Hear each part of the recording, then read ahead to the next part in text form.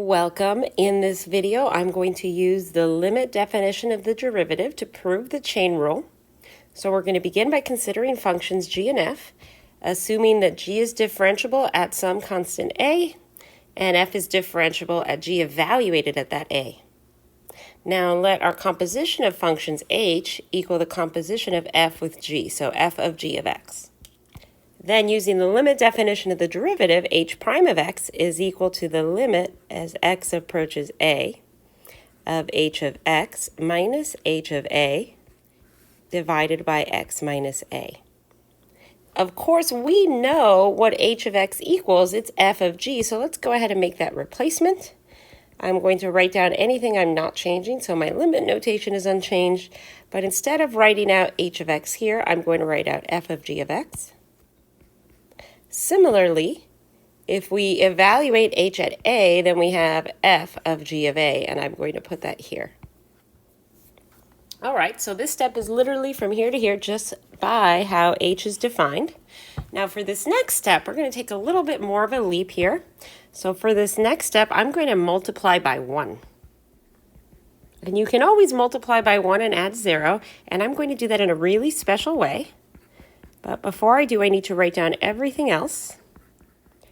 So now I'm going to multiply by 1, and the special way I'm going to do it is by multiplying by g of x minus g of a divided by g of x minus g of a.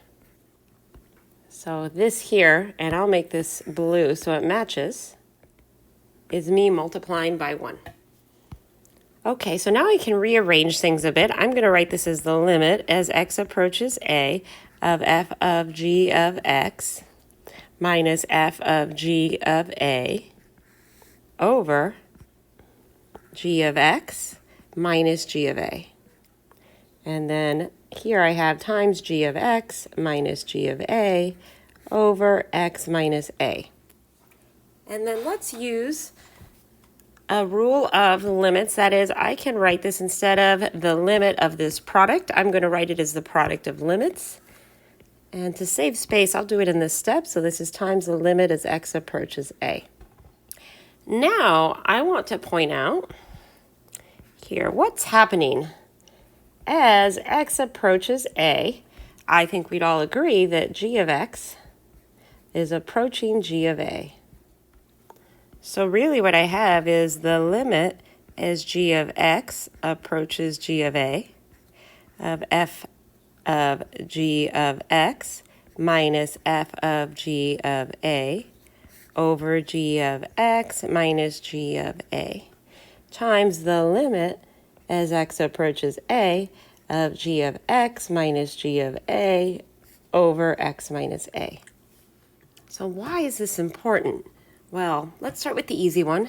This here, by definition, this is g prime of x. Now this one here, this is the limit definition of the derivative of f of g of x. So this here is actually f prime of g of x. So really what we end up with is f prime of g of x times g prime of x. And there you have it. There is the chain rule.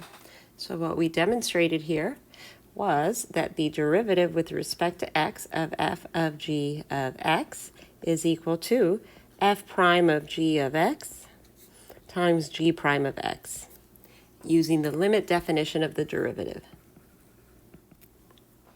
Hopefully this video helped you understand where the chain rule comes from.